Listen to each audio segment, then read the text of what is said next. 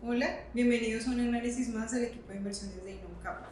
Yo soy Ana Vera, economista jefe, y hoy en compañía de Stefan Ruxeker y Juan Sebastián Mora vamos a darles un vistazo de lo que pasó la semana del 14 al 18 de marzo y también de los eventos más relevantes que esperamos para esta semana, casi de cierre de mes. Vamos a estar muy atentos principalmente a la visión del Standard & Poor's o del indicador de acciones en Estados Unidos, en donde tenemos una visión muy interesante a nivel técnico. En la semana pasada, las bolsas globales cierran la jornada del viernes con resultados positivos generalizados. El balance semanal fue excelente, con subidas en Estados Unidos, principalmente en el Standard & Poor's, con subidas de más del 6%, Nasdaq subió más de un 8%, Dow Jones subió un 5%, y pues en Asia las bolsas de Hang Seng subió un 4%, Europa tuvo valorizaciones entre 5 y 7%, y prácticamente lo que se puede decir es que los mercados se recuperaron de las fuertes caídas que se dieron con la invasión de Rusia en Ucrania. Asimismo, en América Latina lo que nosotros hemos visto es que las bolsas vienen subiendo bastante bien, principalmente la bolsa de México, la bolsa de Brasil. Colombia los movimientos no son tan positivos, hay unas pequeñas subidas, pero realmente las correcciones son muy laterales, y esto pues se está dando en línea de la subida de los bancos centrales, que son los que están marcando la tendencia. El comportamiento que se está dando a nivel generalizado viene por la decisión de los bancos centrales a nivel mundial. Fíjense en este mapa, en donde lo que nosotros vemos es que todos los bancos centrales están subiendo las tasas de interés. Estas subidas de tasas de interés están generando unos mensajes un poco tranquilizantes, ya que se está percibiendo que los bancos centrales están intentando contener la inflación, que es uno de esos impuestos grandes a las inversiones, y lo que se ve, por ejemplo, es que principalmente Rusia subió las tasas para contener sus mercados, pero ha sido también Brasil, Chile, los que han venido subiendo tasas fuertemente. El mercado ha recibido con muy buenos ojos la primera subida de tasas de la Fed desde el 2018. Lo que se ve es que la decisión fue una decisión prácticamente unánime, en donde la votación fue 8-1 para elevar la tasa de interés 25 puntos básicos. El voto que no estuvo a favor de 25 puntos básicos fue el de James Bullard, que él había votado por una subida de 50 puntos básicos. Entonces, en general, el consenso es una Fed mucho más preocupada por la inflación, que está afectando a los diferentes segmentos y grupos, y eso obviamente está haciendo que el mercado tome una perspectiva más hacia estabilidad financiera, estabilidad de precios, y eso pues digamos como da un poquito de tranquilidad. Frente a las expectativas también del mercado, definitivamente hay bastante divergencia de cuántas puedan ser las subidas en este año 2022. Se hablan entre 6 y 7 subidas, eso implicaría que las subidas que vienen en adelante pueden ser subidas de hasta 50 puntos básicos en cada una de las reuniones que vienen, pero pues vamos a estar muy atentos. Lo que sí es importante es que también no se dieron anuncios respecto al programa de compras de bonos, probablemente en mayo se van a dar esos anuncios, y pues vamos a estar pendientes, porque en todo caso esto implica que la Reserva Federal sigue dando liquidez al mercado vía el tapering o el programa, digamos, de compra de bonos. Esta decisión estuvo alineada con la decisión del Banco Central de Inglaterra, quien también, ante la fuerte inflación cercana al 5.5%, miren ustedes en este gráfico, decidió llevar la tasa a los niveles prepandemia. En todo caso, a pesar del optimismo en los mercados de acciones, en el mercado de renta fija estamos viendo pérdidas y estamos viendo un fenómeno conocido como aplanamiento de las curvas de rendimiento, en donde, como ustedes ven en este gráfico, se ven unas subidas en las tasas de los bonos de menor plazo y caídas en las referencias de largo plazo. Esto es un poco preocupante porque hay bastante incertidumbre en el corto plazo, y lo que señalan estos movimientos de curvas en ocasiones anteriores es una preocupación de una posible recesión. Esto obviamente vamos a tenerlo que monitorear, porque esa diferencia entre las tasas de largo y de corto plazo pues dan señales de que en el corto plazo está mucho más caro financiarse. De todas formas, hay algo bien interesante, y es que a nivel de las monedas nosotros continuamos viendo debilidad sobre el euro, que se mantiene por debajo del 1.13. Y asimismo, cuando uno mira el dólar contra el yen, se dispara hacia nuevos máximos de 6 años. Esto obviamente da una señal de que el yen también se está debilitando frente al dólar, y esto pues se da es porque el Banco Central de Japón ha tomado la decisión el pasado viernes de mantener el estímulo monetario, y contrario a los demás bancos del mundo, ellos sí mantienen un programa bastante ambicioso de estímulos, y por ahora ellos digamos que no mencionan que la inflación sea una preocupación. Ahora, respecto al conflicto en Ucrania y Rusia, lo que estamos viendo es que la bolsa de valores de Moscú ha vuelto a abrir esta semana. Parcialmente los mercados, principalmente el mercado de bonos es el que se va a abrir y solamente van a poder hacer transacciones de los bonos emitidos por el gobierno ruso como parte pues, de la reapertura gradual que se está intentando hacer al mercado. Esto está dando bastante de qué hablar. De hecho, hay algunos traders que están mencionando que es una oportunidad interesante de comprar empresas rusas, pues porque de todas formas el Banco Central ha hecho unas decisiones en donde mantienen su tasa de política monetaria en 20%, pero ellos dicen que para mantener la volatilidad en los mercados lo que van a hacer es tratar de seguir comprando bonos. Entonces yo creo que este es un esfuerzo grande que está haciendo a nivel de política monetaria el gobierno ruso para darle un mensaje de tranquilidad a los inversionistas.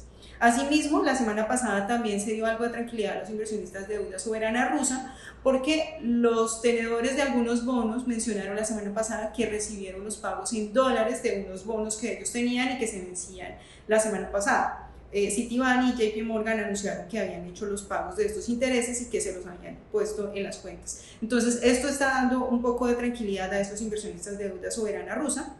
Y cuando ustedes miran, por ejemplo, las primas de riesgo de Rusia, se ve una reducción importante frente a los máximos vistos en mediados de mes.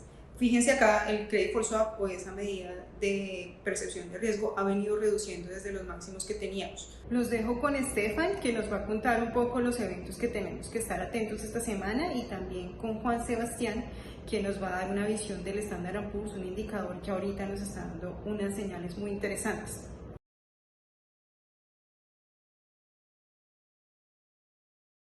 Muy buenos días a todos, les saluda Stefan Rexecker, analista de inversiones para Inno Capital.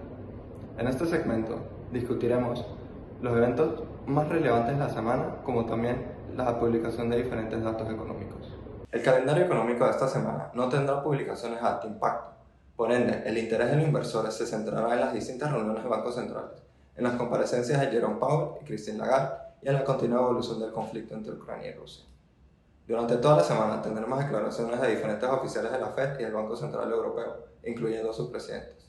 Mientras tanto, el Banco Central de Hungría se reunirá el martes 22 de marzo, mientras que los bancos de Noruega, Suiza y Sudáfrica lo harán el jueves 24. En cuanto a datos económicos, estaremos atentos a las encuestas PMI correspondientes a marzo, de la zona euro el miércoles y de Estados Unidos el jueves, para determinar el impacto del conflicto en Rusia.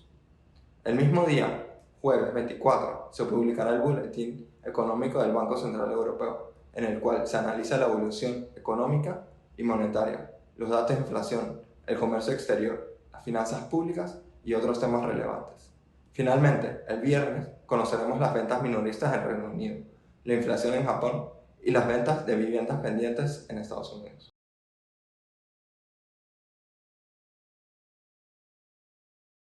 Muy buenos días. El día de hoy analizaremos al Standard & Poor's 500 y algunas similitudes técnicas que estamos viendo en el índice en este 2022 con respecto al 2018. Luego de haber corregido casi un 15% desde los máximos alcanzados a inicios de enero, el Standard & Poor's 500 tuvo su mejor semana desde noviembre de 2020, cuando Joe Biden ganó las elecciones. El índice parece haber encontrado un soporte clave en los 4.157 puntos básicos, acá en la línea punteada, donde realizó una formación de triple piso en febrero 24 y el 8 y el pasado 14 de marzo, siendo esta una señal técnica muy positiva para cualquier activo financiero.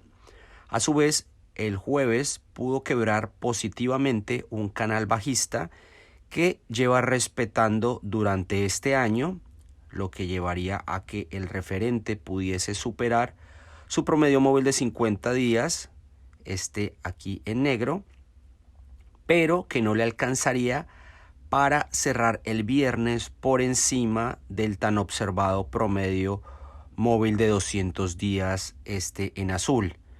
Nivel que deberá sobrepasar con éxito si se espera que el rally de la semana pasada sea sostenible en las próximas semanas. Así pues, su próxima resistencia clave será dicho promedio móvil, que se ubica en los 4.470 puntos, donde de superarlo es muy posible que se activen fuertemente algoritmos de compra de muchos institucionales que aún no creen en esta recuperación al pensar que puede ser un rally dentro de un mercado bajista. Luego se encontrará con los 4.551 puntos, la línea que está punteada en azul, donde coinciden un promedio móvil de 100 días, en violeta, y los máximos de septiembre del año pasado.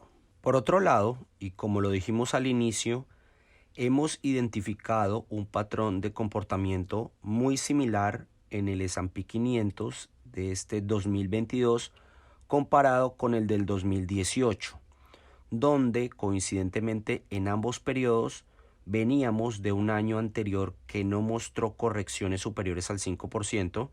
El 2017 fue muy parecido en este aspecto al 2021. A su vez, en ambos casos nos encontrábamos en el segundo año del mandato presidencial en Estados Unidos, donde, como se sabe, hay elecciones de término medio y finalmente, como recordaremos, en el 2018 la Reserva Federal subió 4 veces las tasas de interés para combatir la inflación que consideraba en ese entonces se estaba saliendo de control. Es muy importante aclarar que más que una estadística exacta, lo que explicaremos a continuación puede llegar a ser hasta un análisis casi artístico. Hay muchos especialistas en la materia que dicen que el análisis técnico puede tener más de arte que de ciencia. Por lo tanto, lo que observamos acá fueron patrones muy similares que no necesariamente terminarán por cumplirse para lo que queda del año. Así pues, en la gráfica de la izquierda vemos al Standard & Poor's 500 en el 2018 y en la de la derecha al del año actual. Aunque la primera corrección del 18 arrancó a inicios de febrero y la de este año el 4 de enero, y que la primera fue más rápida pero en menor proporción porcentualmente hablando, estas fueron de 11,90 y 12,27% respectivamente al inicio. Luego vimos una recuperación similar de casi 10%, un hombro, cabeza a hombros invertido en el 2018, que llevaría a que el índice cayera nuevamente casi 9%, y el mismo patrón llevaría a una caída de más del 10% en este 2022. Inclusive este año se vio técnicamente más peligrosa esta caída, ya que descendió por debajo del mínimo inicial. Posteriormente vimos otra recuperación a casi el 50% de la caída, un 7% en promedio para ambos casos. Otra caída del 5 y del 7% respectivamente. Un doble piso señalado por la línea punteada en negro y un alza de más de 6% para los dos casos, donde creemos nos encontramos actualmente y está señalado en la gráfica del 2018 con una flecha verde. De este modo, si este patrón sigue cumpliéndose y aunque la volatilidad seguirá muy presente durante el año y podremos experimentar mini correcciones de entre 5 a 7%, creemos que el Standard & Poor's 500 tiene espacio para apreciarse en promedio un 10% desde este punto a septiembre u octubre, y dependerá que no caiga abruptamente como en el cuarto trimestre del 2018 si la Reserva Federal evita cometer un error de política monetaria como en ese entonces. El objetivo de este video es brindarle información relevante para la toma de decisiones. Recuerde que este video tiene el único propósito de dar una información y opinión que puede cambiar con nuevos eventos, por lo tanto no debe ser tomado como una recomendación de inversión. Sugerimos antes de tomar una decisión de inversión, tenga en cuenta su perfil de riesgo y en caso de requerirlo, buscar asesoría profesional. la cual Inon Capital le puede brindar.